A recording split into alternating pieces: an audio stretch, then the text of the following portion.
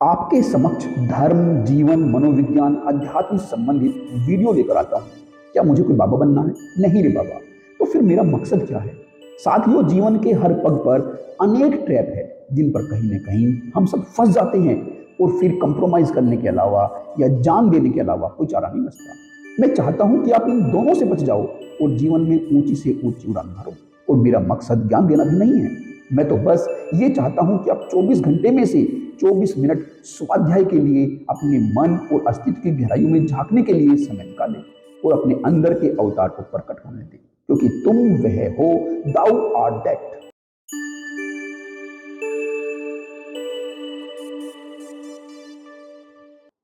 साथियों नमस्कार। साथियों, भगवान श्री कृष्ण श्रीमद् भगवद गीता के 15वें अध्याय के 16वें और 17वें श्लोक में अर्जुन से कहते हैं कि हे अर्जुन, यह जगत क्षर और अक्षर इस भांति से दो पुरुषों से मिलकर बना है। जो नाशवान पदार्थ है उनको उन्होंने क्षर पुरुष की श्रेणी में रखा है, वहीं जो जीवात्मा है उसको उन्होंने अक्षर पुरुष के रूप में हमसे बताया है। लेकिन इन दोनों से भी उत्तम जो पुरुषोत्तम है, जिसे वेद में हम ईश्वर और परमात्मा के नाम चाहते हैं, वही तीनों लोकों में व्याप्त होकर धारण और पोषण करता है और वही पुरुषोत्तम वही। साथियों, हमें बहुत बारीकी से इन श्लोकों की गहराई में प्रवेश करना होगा ताकि हम इन श्लोकों के मर्म को समझ पाए और अपना इस शरीर के माध्यम से उस जीवात्मा से और परमात्मा से एक संबंध बना पाए, ताकि उस परमात्मा की जो अनुकंपा है वह हम तक प्रसारित हो सके। साथियों, यह जो शरीर है और इसी भांति से इस प्रकृति में जो भी अलग अलग स्वरूपों के शरीर है, जिनको हम अपनी इंद्रियों के माध्यम से पकड़ पाते हैं, ये भौतिक सभी पदार्थ, इनको प्रभु ने क्षर पुरुष की श्रेणी में रखा है। वहीं जिनको हमारी इंद्रियां नहीं पकड़ पाती, उस अभौतिक उस जीवात्मा को प्रकृति ने अक्षर पुरुष की श्रेणी में रखा है। साथियों, हमारी इंद्रियां उस अक्षर जीवात्मा को नहीं पकड़ पाती, लेकिन इसका अर्थ यह नहीं है कि हम उस जीवात्मा को अनुभूत नहीं कर सकते, हम उसके संबंध को महसूस नहीं कर सकते। साथियों, जैसे जल होता है, जब वह ठोस रूप में ट्रांसफॉर्म होता है तो फिर वह बर्फ बन जाता है। वहीं जब वह वाष्पीकृत होता है तो भाप के रूप में हमारे सामने आता है। तो इस भांति से एक ही पदार्थ तीन अलग अलग अवस्थाओं में होता है। इसी भांति से यह जो भौतिक और अभौतिक है, एक जो हमारी इंद्रियों की पकड़ में आती है और जो दूसरा छोर है जो हमारी इंद्रियों की पकड़ में नहीं आता है, वही वास्तव में इस भांति से उसने स्वरूप लिया है कि जब वह ठोस स्वरूप में आता है तो वह भौतिक वस्तुओं के रूप में, जड़ वस्तुओं के रूप में, विनाशशील वस्तुओं के रूप में हमें सामने आता है। और वहीं जब ये विनाशशील वस्तुएं, यहीं जब ये जड़ पदार्थ दूसरे छोर पर होती है और हमारी इंद्रियां इनको नहीं पकड़ पाती, तब यह जीवात्मा के रूप में होती है। और ये दोनों एक दूसरे से गुथे हुए होते हैं। हम केवल इस गुथे हुए स्वरूप के एक ही छोर को अपनी इंद्रियों के माध्यम से पकड़ पाते हैं, अन्यथा तो ये दोनों ही छोर एक दूसरे से गुथे हुए। और वह जो उत्तम पुरुष है, वह भी ऐसा नहीं है कि वह इन दोनों से अलग है, वह भी इन दोनों के साथ मिला हुआ है। तभी तो भगवान कह रहे हैं कि तीनों लोकों में व्याप्त होकर वही धारण और पोषण करता है। साथियों, जैसे सपोज करो कि एक कमरा होता है और उस कमरे के अंदर खिड़कियां है, दरवाजे हैं, और यदि हम उन खिड़कियों को, दरवाजों को बंद कर ले तो जो बाहर का प्रकाश है वह अंदर नहीं आ पाएगा। जो बाहर की जो हवा है, उसकी जो शीतलता है, जो उसकी ताजगी है, वह भी अंदर नहीं आ पाएगी। तो जो अंदर का, जो कमरे के अंदर का जो आकाश है और बाहर कमरे के जो आकाश है, वह दोनों जगह विद्यमान रहेगा, लेकिन दोनों की जो क्वालिटी है वह भिन्न होगी। इसी भांति से यह जो जीवात्मा है, जब एक शरीर को धारण करती है तो यह उस शरीर से बंध जाती है। हालांकि जो इसकी नेचर होती है वह अविनाशी होती है, अजर होती है, अमर होती है, वह बंधन में नहीं पड़ती, लेकिन जैसे कमरे के अंदर उस हवा, उस प्रकाश के न आने जाने से उस हवा की क्वालिटी बदल गई है, इसी भांति से इस शरीर में आत्मा के प्रविष्ट हो जाने से यह आत्मा उस विराट आत्मा से, जिसे परमात्मा कहते हैं, उससे इसका जो एक मेल है, वह तालमेल थोड़ा अलग हट जाता है। वह हमारी वजह से हटता है क्योंकि हमने ही ये जीवन में खिड़की और दरवाजे बंद कर लिए हैं, अन्यथा वह तालमेल बना हुआ है। जीवात्मा परमात्मा के सानिध्य में ही है, लेकिन हमारी वजह से, हमारे द्वारा उन रास्तों को बंद किए जाने की वजह से, हमारे अहंकार की वजह से जीवात्मा उस परमात्मा के सानिध्य से अलग हो गई है। अलग होने का अर्थ यह नहीं है कि जैसे हमारे शरीर अलग अलग होते हैं वैसे हमारी जो जीवात्मा है, जो आत्मा है, वह उस परम आत्मा से अलग हो गई है। नहीं, ऐसा नहीं है। अर्थात इस आत्मा का हमारे इस शरीर की क्वालिटी के अनुसार उसका स्वरूप हमारे सामने प्रकट हो रहा है, अन्यथा तो हमारे अंदर भी जो आत्मा है उसका भी वही स्वरूप है जो इस परमात्मा का स्वरूप है। साथियों, इस दूरी को हमें मिटाना होगा ताकि हम अपने इस शरीर के माध्यम से, इस जीवात्मा के माध्यम से उस परमात्मा के सानिध्य को प्राप्त कर सके और उस परमात्मा को अनुभूत कर सके। साथियों, यह दूरी हम ही ने बनाई है तो हम ही को यह दूरी मिटानी होगी। तो चलिए हम इसके लिए एक ध्यान का प्रयोग करते हैं। थोड़े क्षणों के लिए हम ध्यान करेंगे। इसके लिए एक कंफर्टेबल पोजीशन में बैठ जाएंगे और अपनी आंखें बंद कर लें। अब लंबी गहरी श्वास लेंगे।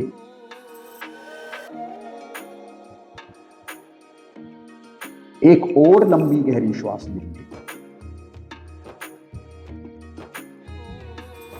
और अपने शरीर पर ध्यान लेकर आए।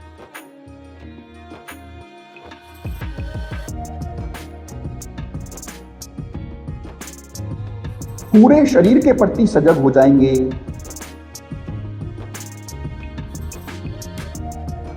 सर से लेकर पैर तक सभी अंगों के प्रति सजग।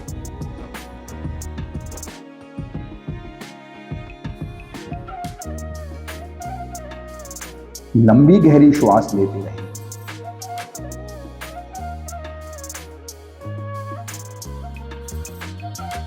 शरीर में हो रही संवेदनाओं के प्रति सजग हो जाएं।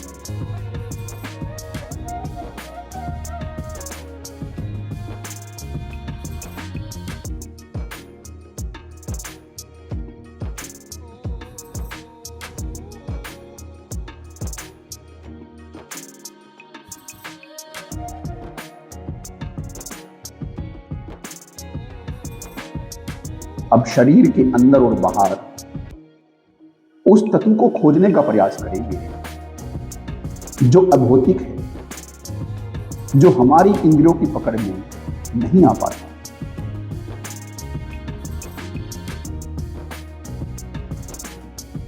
अपने पूरे ध्यान को अपने पूरे शरीर के इर्द गिर्द घुमाएंगे और उस अभौतिक तत्व को पकड़ने का प्रयास करेंगे, उस आत्मा तक पहुंच बनाने का प्रयास करें। लंबी गहरी श्वास लेते रहेंगे और अपनी आत्मा तक अपनी पहुंच को बनाने का प्रयास करें। सब भौतिकता को भूल जाएंगे, सब स्वरूपों को भूल जाएंगे और उस अस्वरूप, निराकार, अविनाशी आत्मा तक पहुंचने का प्रयास करें।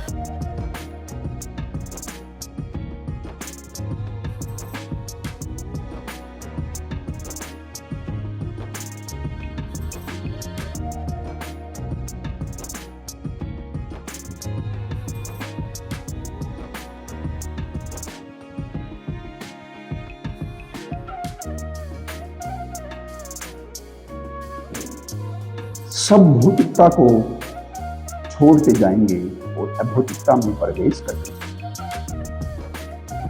सब स्वरूपों को छोड़ते जाएंगे और असवरूप में, निराकार में प्रवेश करते जाएंगे।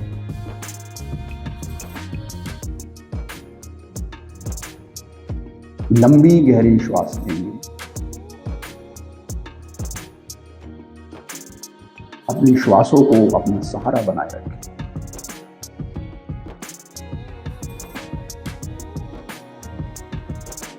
और उस तत्व को, उस जीवात्मा को ढूंढने का प्रयास करेंगे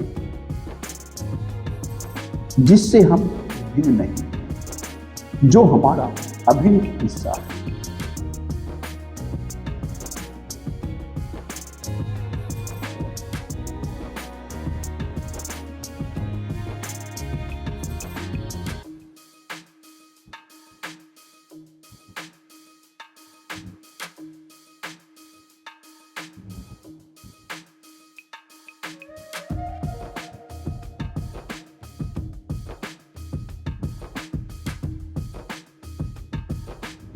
अब इस तत्व को पूरे अस्तित्व में ढूंढने का प्रयास करें। हर एक भौतिक वस्तु में इस तत्व को ढूंढने का प्रयास करेंगे। हर एक स्वरूप में इस तत्व को ढूंढने का प्रयास करेंगे।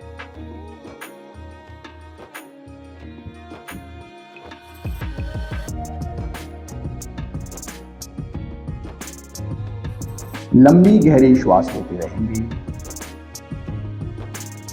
और इस तत्व को पूरे ब्रह्मांड में, पूरे अस्तित्व में, सभी स्वरूपों में और असवरूपों में, सभी पदार्थों में और अपदार्थों में, सभी आकारों में और सभी निराकारों में ढूंढने का प्रयास करेंगे।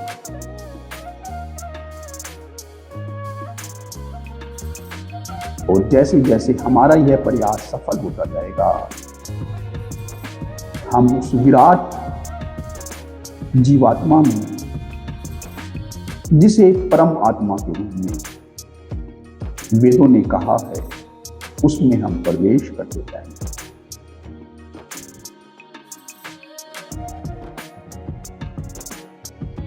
धीरे धीरे इस तत्व को हर जगह ढूंढने का प्रयास करेंगे।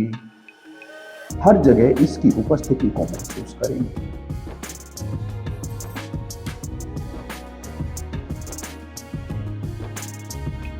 अपने अंदर प्रेम और करुणा का भाव बनाए रखेंगे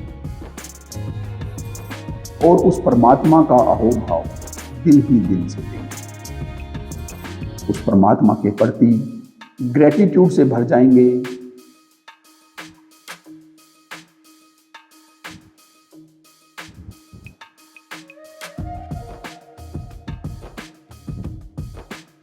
और हर जगह उसकी उपस्थिति को महसूस करें।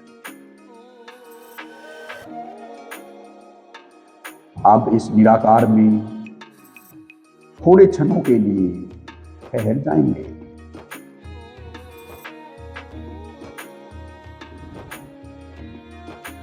और इस परमात्मा को अपने रोम रोम में करने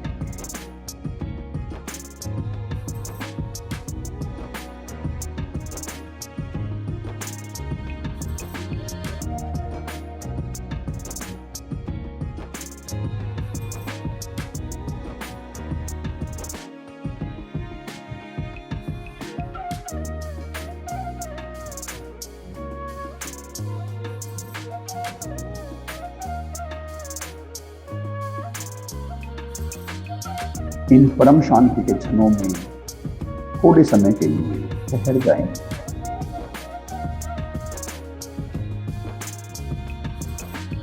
इन क्षणों में जो भी दीवार हमने बना रखी थी, वे सब बिखर गई। तो अस्तित्व के साथ इस एक ही भाव में थोड़े समय के लिए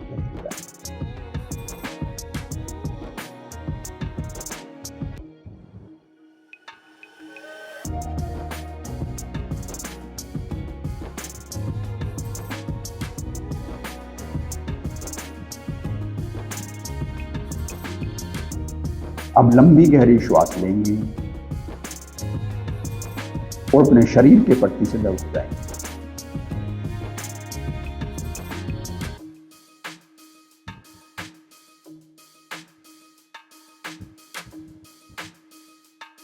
और उस परमात्मा का धन्यवाद देते हुए उसके आशीर्वाद को अपने जीवन में उतरने देंगे। अब धीरे से अपनी आंखें खोल लेंगे। आप सभी का इन महत्वपूर्ण क्षणों को मेरे साथ बिताने के लिए बहुत बहुत धन्यवाद। ओ